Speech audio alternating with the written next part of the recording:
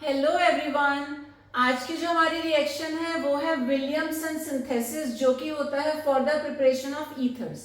अब आपको याद रखना है कि विलियमसन सिंथेसिस से दोनों टाइप के ईथर्स हम लोग बना सकते हैं, चाहे वो हो सिमेट्रिकल या फिर अनसिमेट्रिकल।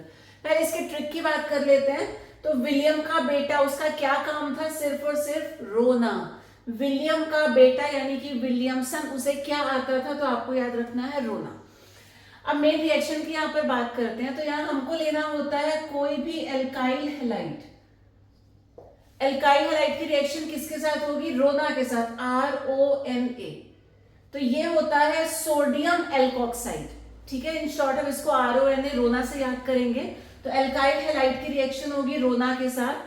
तो यहाँ पे ये Na पॉजिटिव है, OR पार्ट होता है नेगेटिव, और यहाँ क्या हो जाएगा? एल्काइल पार्ट पॉजिटिव होगा, हैलाइड विल बी नेगेटिव। आपको पता है हेलोजेंस नेगेटिव होते हैं और मेटल पॉजिटिव होता है, इतना याद रख के आपका काम चल जाएगा। अब ये Na पॉजिटिव और X नेगेटिव आपस में मिलकर NaX की फॉर्म में यहाँ से चले जाएंगे, they will form the side product. बाकी जो बचा R positive and OR negative, ये कंबाइन होके ROR बनाएंगे, विच इज द ईथर। ठीक है, यहाँ पर आपको एक चीज याद रखनी है कि जो भी हम ये एल्काइल हैलाइड यूज करते हैं, ये हमेशा होना चाहिए 1 डिग्री यानी कि प्राइमरी। तो अगर प्राइमरी एल्काइल हैलाइड यूज करेंगे तब तो रिएक्शन ओके है, हमें हमारा रिजल्ट मिल जाएगा, ईथर विल बी प्रिपेयर्ड। लेकिन अगर हमने एल्काइल हैलाइड 2 डिग्री या 3 डिग्री वाला यूज कर लिया तो वहां पर रिएक्शन थोड़ी सी चेंज हो जाती है। इन दैट केस ईथर की जगह एलिमिनेशन रिएक्शन हो जाती है एंड एल्कीन्स आर प्रोड्यूस्ड। थोड़ा सा इसको समझते हैं। तो हमने लिया एल्काइल हैलाइड। अभी ये जो एल्काइल हैलाइड है ये 1 डिग्री है।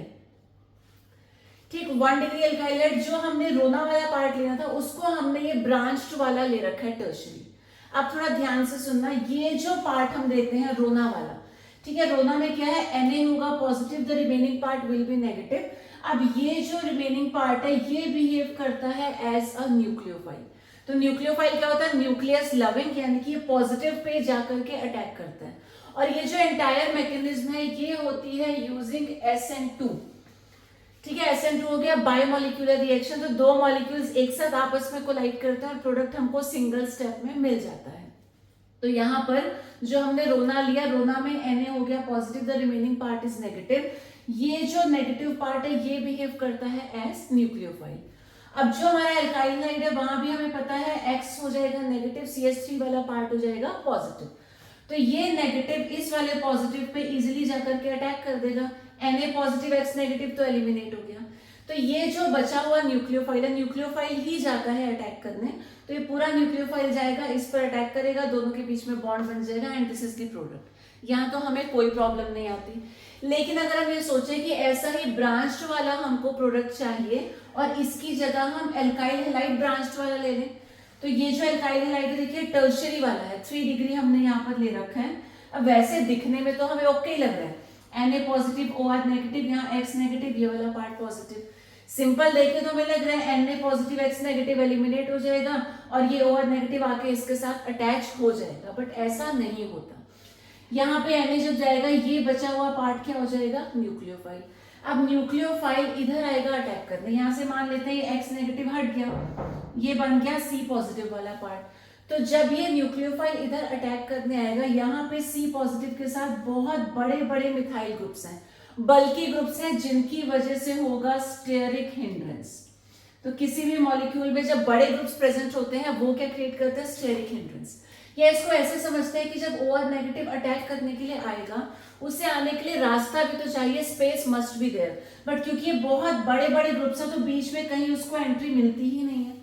अब जब वो एंटर कर ही नहीं पाएगा तो ये इस पे अटैक नहीं कर पाएगा, इन दोनों के बीच में प्रोडक्ट नहीं बनेगा, यानी कि ether will not be formed. Instead एक अलग रिएक्शन होगी यहाँ पर। अब ये जो OR नेगेटिव है इसके बीच में तो एंटर नहीं कर पा रहा अटैक करने के लिए, तो ये क्या करेगा? किसी एक कार्बन से उसका एक हाइड्रोजन ले जाएगा, इसको ऐसे दिखा देते हैं CH3 को।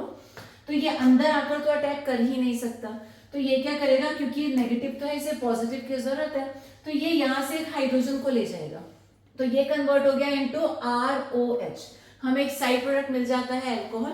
उसके अलावा Na पॉजिटिव X नेगेटिव तो मिलके NaX बना ही देंगे, और ये जो पार्ट हमारा बचा ये किस में कन्वर्ट होगा? एल्कीन में, क्योंकि ये हेलोजन इस वाले कार्बन से रिमूव हो गया और यहाँ से एक हाइड्रोजन चला गया, इस वाले कार्बन से, तो दोनों के बीच में आ जाएगा double bond and N alkene is form. तो जल्दी से एक बार रिवाइज करते हैं। विलियमसन सिंथेसिस में ट्रिक क्या है, विलियम का बेटा क्या करता था, रोना, ये सिर्फ रोने का काम करता था, तो हमें रोना की रिएक्शन किसके साथ करवानी है, एल्काइल हैलाइड के साथ। वैसे रिएक्शन सिंपल है, Na पॉजिटिव X नेगेटिव चला जाएगा, बचा हुआ पार्ट आपस में जुड़ के बनाएगा ईथर, लेकिन कंडीशन क्या है कि ये जो एल्काइल हैलाइड है ये हमेशा प्राइमरी होना चाहिए, इसे हम 2 डिग्री या 3 डिग्री नहीं ले सकते।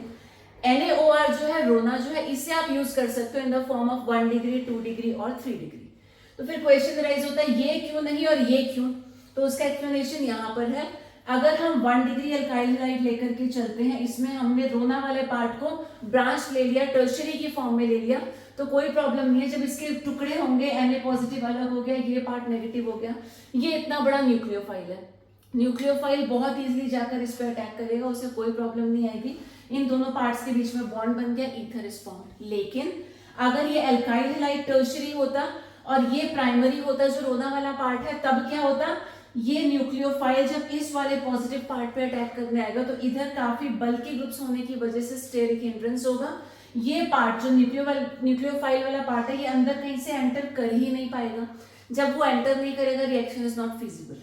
तो इंस्टेड क्या हो जाएगा, ये OR नेगेटिव इसके साथ तो रिएक्ट नहीं कर सकता, तो एक हाइड्रोजन को खींच के ले जाएगा, तो ROH हमें मिल गया side product, Na will combine with X to give NaX, और यहाँ से मिल जाएगा एल्कीन, क्योंकि इसका एक हाइड्रोजन गया, इसका एक हाइड्रोजन गया, दोनों के बीच में आता है डबल बॉन्ड।